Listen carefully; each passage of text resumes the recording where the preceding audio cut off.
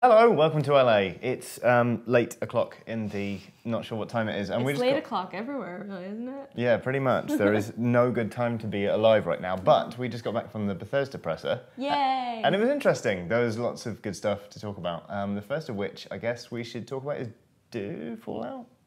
Yeah, let's talk about Fallout first, because that's what you clicked on this video for, right? Pretty much. So much Fallout stuff. Yeah. First of all, release date.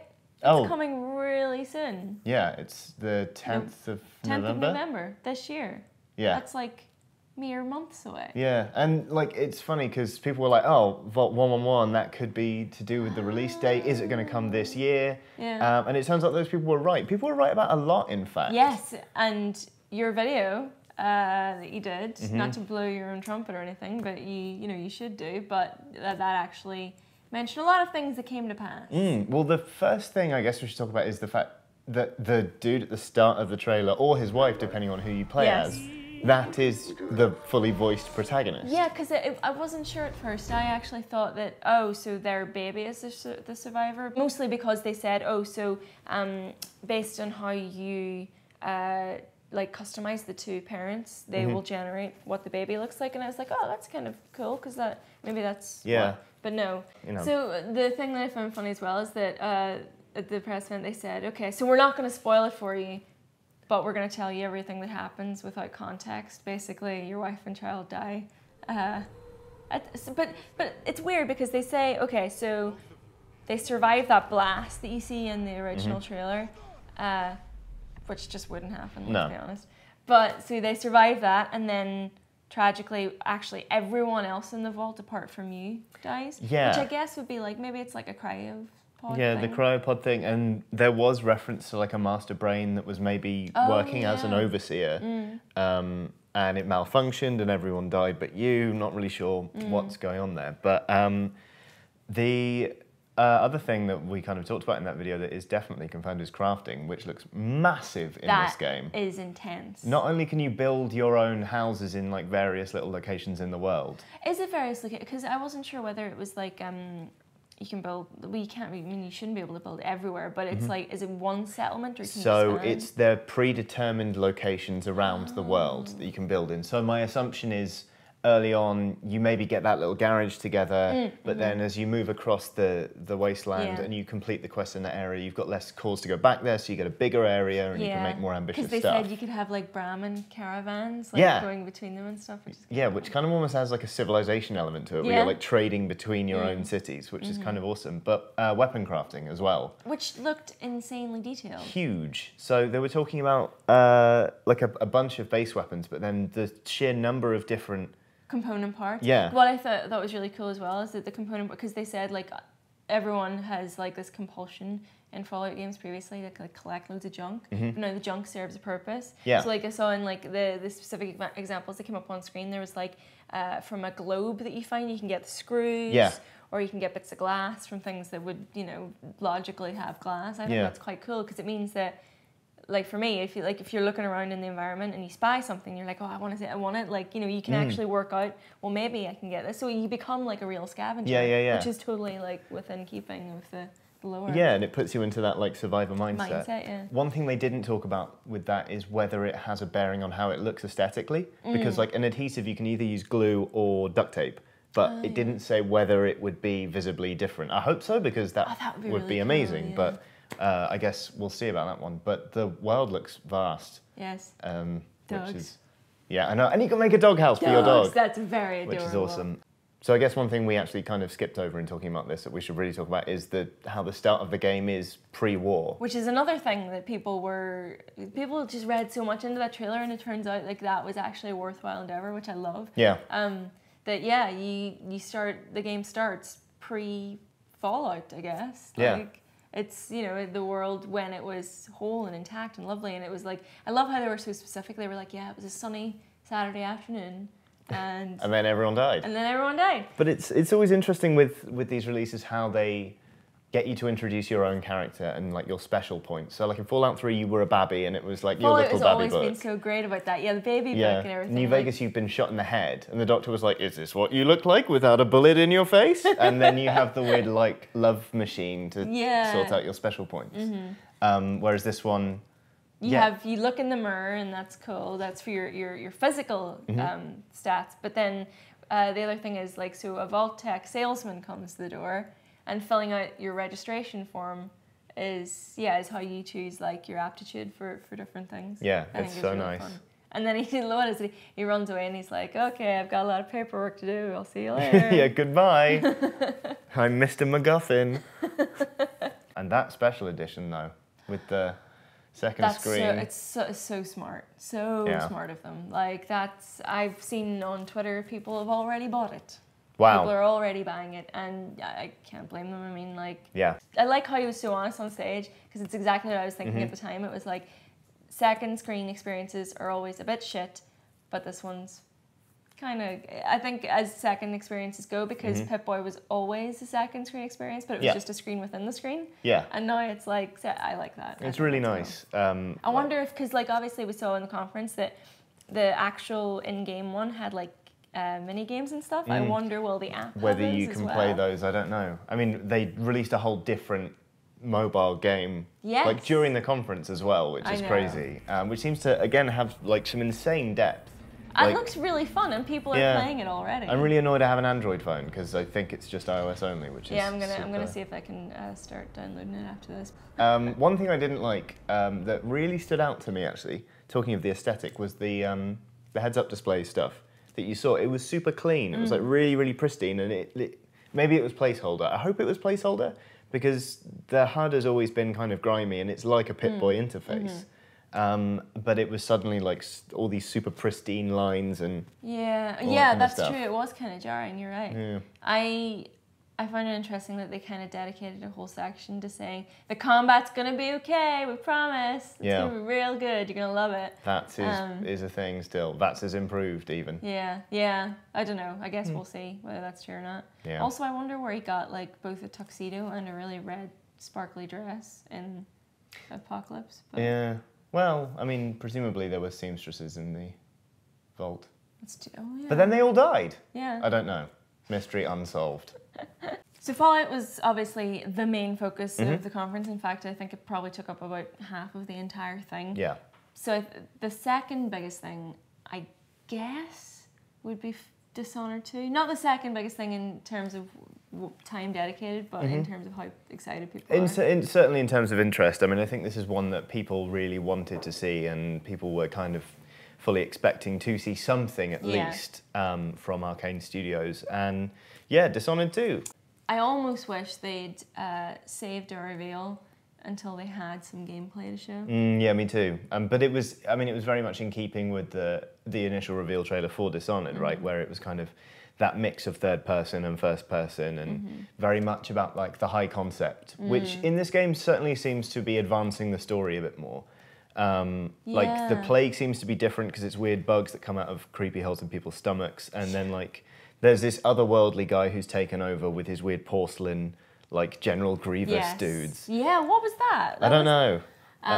Yeah, and obviously the main thing was that it's a female protagonist. It's a woman. Emily Caldwin, who is the Empress's daughter, the little girl that the Corvo looked after in the original game. Yeah, which was super satisfying. Like it was really nice to see that. Yeah, it was probably my favourite moment of the entire conference actually, with all apologies to Fallout, is when you first kind of got the inkling that was actually like a thing, I mean, it's like you can also play the entire game as Corvo, which I don't know how that's gonna work. I don't get how, and I also it's a little bit disappointing because I almost feel like they should have just completely thrown their weight behind a female protagonist.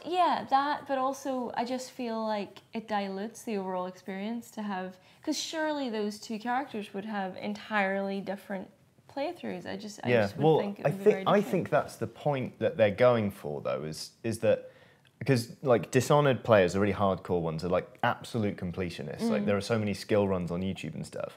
They have different power sets, as they said kind of explicitly in the thing. And if you looked in the video, her version of Blink is like a weird like soupy tentacle thing, which was disgusting, by the way. Like that was like deeply unsettling. I just kind of hope that they get equal billing on the box art.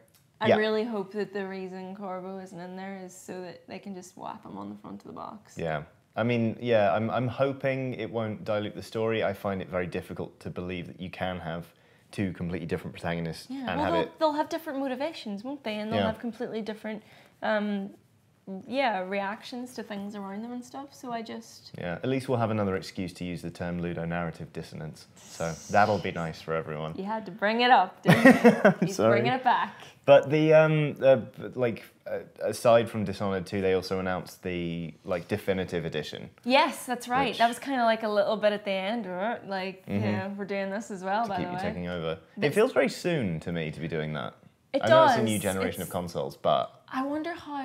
Yeah, I mean, I would still play it, to be honest. Dishonored's one of those games that I rattled through it when it first came out. I did, you know, I got the clean hands and the ghost. Damn. And I didn't touch it again. So like I feel like now, if I was doing it again on a new console, you're ready to take another swing in it. Yeah. See, I never finished it, and I've restarted it 4 or 5 times. Yeah. But something just gets me to stop after the first couple of missions, so I feel like I owe it to Dishonored to finish it. Yeah, and I always loved Dishonored's kind of like watercolor art style, and I'd like to see that on a nicer screen, nicer resolution. I think that would be good. They said during the conference it was coming out in fall. However, I believe in the post-show show, because we have pre-shows and post-shows now, they said Raph, who is co-creator of the studio, said it would be in a few weeks. So, but maybe he was being generous with, because you know, you could say a few weeks. Yeah, but we're looking at 2016 in spring, I think, for Dishonored 2. I think. I can't remember. I mean, if we're wrong, then there'll be text on the bottom of the screen telling us we're wrong. So that'll be fine. We can fix it in post. So yeah, we had Fallout 4, we had Dishonored, we had, you know, a couple of other things that people were in the room at least were decidedly nonchalantly welcome. Yeah, Battle Cry kind of got buried. As did Tamriel Unlimited. Yeah, well, Tamriel Unlimited. But, however, Legends, the Elder Scrolls Legends, I mean, you know, that's... Yeah, they're doing a Hearthstone, basically. Yeah, I think Ollie Welsh threw a little bit of shade, at least in our sort of chat, when he said, yes, because copying Blizzard did so well for you last time, but... But I think that's, you know, I think that has the potential to do really well. Some people got super excited about that. Yeah, it's got a lore that people really care about, yeah. And that should be enough to carry it at least some distance. Whether they can get the balance right and the kind of the tactile feel of the cards down as well as something like Hearthstone is another matter. That's a good point. Yeah, everyone wants a piece of that Hearthstone pie, but they just got to get all those little bits right, I think, for it to be worthwhile. Tasty pie. Tasty pie. Card pie. So we're talking about it last, but it actually happened first. Yes. In the conference. Doom. Yes, Doom. Are you a Doom fan? I played it a little when I was younger, but no, not really. It wasn't a franchise I played growing up. Yeah, it kind of passed me by a little bit. But yeah, I think the gameplay, it looked stunning. Yes. Like, really, really gorgeous on the big screen. It was literally too good to be true. Yeah, which I think, I don't know, that might be the issue. But, I mean, the thing I liked about it, well, it's kind of good and bad, was everything flowed quite organically, like picking up new weapons. The thing I thought was really cool is when he picked up, I think, the second weapon off a dead body, like there were blood stains on the weapon already, and they stayed there, like on the barrel, which looked really nice. But so everything flows quite lovely, but that also has the counter effect of everything felt a little bit sluggish, and I think Doom, from what I understand, it's all about really fast combat. Yeah, I mean, to me it felt like they were really going for fan service. Like they introduced each weapon as an event because it was a callback, and they really wanted to enhance that fluidity. But after you saw the same melee kill more than once, and it slowed down while he chose a different shotgun,